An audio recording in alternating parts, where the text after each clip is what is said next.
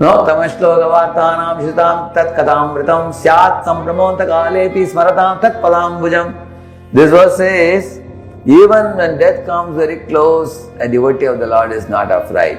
A devotee thinks that my Lord is calling me now. He is ready to leave the body peacefully without any fear.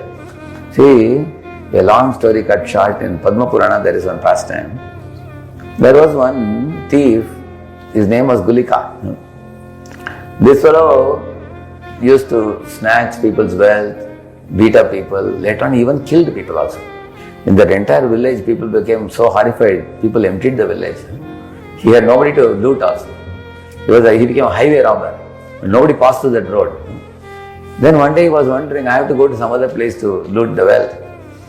So, in search of places when he went to Koshala Desh, there is a place called Savira. So he arrived at that place. He entered the city, lot of wealthy people. He saw one huge pond. On four sides there were steps leading to the pond. And at the bank of that pond, there was a beautiful temple of Lord Vishnu. Big Gopuram. On the top of the Gopuram, he found a Kalash in golden, shining. He thought how to climb up the Gopuram top. So I can loot the Kalash, he was thinking. It was smooth and I'll slide down and fall. How will I climb up, he was wondering. Then he thought, let me go inside the temple and see whether there is any wealth. So he came to the entrance of the temple, and from there he saw there was no one. Probably it was 11 o'clock or something. So he arrived there and he saw Lord Vishnu, Lakshmi Narayan were standing. Lord Vishnu was so beautifully decorated with Kaustubha jewel and armlets and bracelets and mukut and kundal and all made of gold and silver. So this fellow became charmed. Oh, if I loot all this, it will be enough for my whole life now, he thought. But then the problem was, there was one Brahman called Uttanga Brahman sitting near the pillar of the temple and studying the scriptures.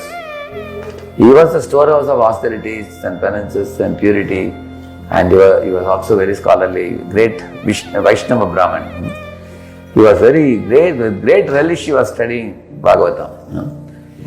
So when this thief saw that between me and the Murti, there is only one person who can stop me, which is this Brahman. He may protest if I try to loot. So let me finish this Brahman and then take all the wealth and run away. He thought like that. He ran to the Brahman, knocked him down to the ground, and he sat on his belly and he removed his big knife to slit his throat. Can you imagine?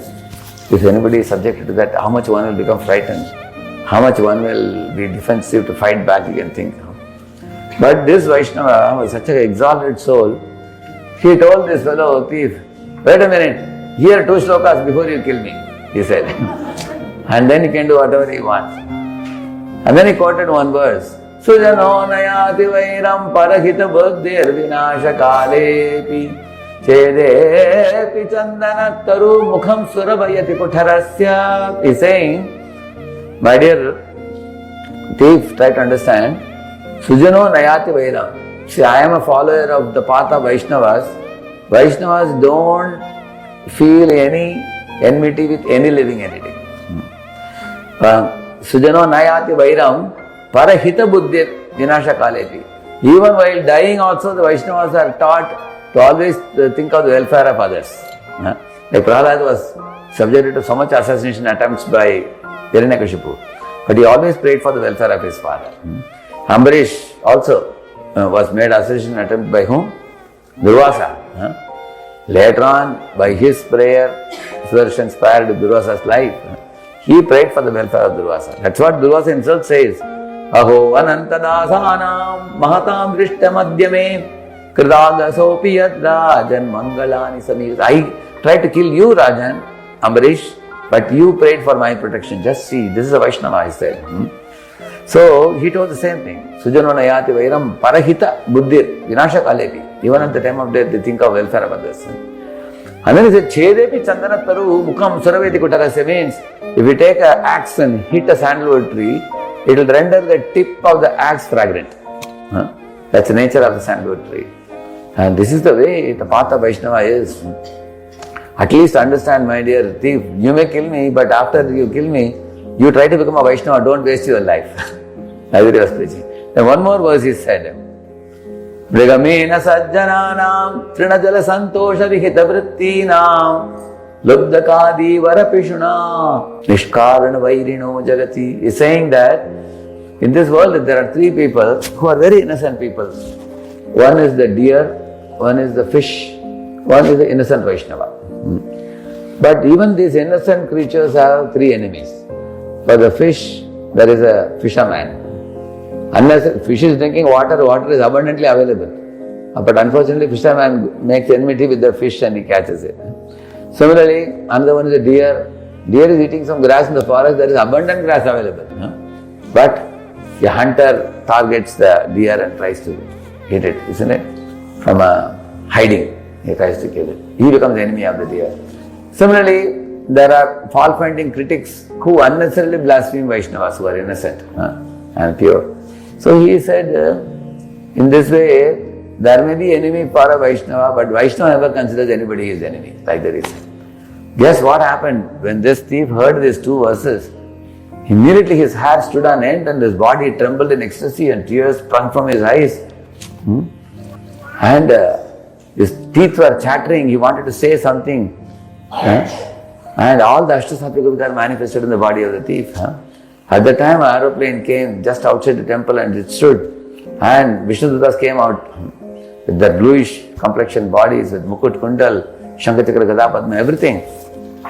And they came forward into the temple hall and said to Uttanga Brahman, this Gulika was a great devotee in the previous life.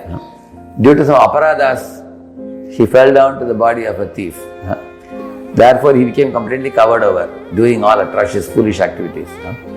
Now that you reminded him about the nature of a Vaishnava and nature of Lord Vishnu and his devotees, look at him now, he has become completely purified, washed off all his contamination. Now he has become eligible to return back to Vaikuntha. We are going to take him now. Hearing this, the Gulika was so thrilled. He picked up some flowers from the Vaikuntha airplane and showered it on the Uttanga Brahman and circumambulated him 3 times, fell at his feet and said, "Oh, Uttanga Brahman," kneeling down on his knees, he said, "You are my Guru." Just by one moment of association, that's why we say, Lavamatra Sadhu Sangha, Sarvasiddhi Hoy. In one moment you delivered me. I cannot believe my eyes. I repeatedly offer you millions of obeisances, praising him like this when he boarded the Vaikuntha airplane. Before leaving, Vishnudutas told Uttanga Brahman that the world may wonder how Gulika got delivered and you didn't get delivered. You delivered him. How are you not taken back to Vaikuntha? They said, we want you to be here for some more time so that we can deliver many, many more Gulikas. At the time of your leaving the body, we will again come and pick you up. They said. So in this way, the nature of a Vaishnava is explained. Here you find Prabhupada is saying that although Bhishma is eager to go back to Godhead, he is a pure devotee. He left it to Krishna. It's your wish, my dear Lord, whatever you wish.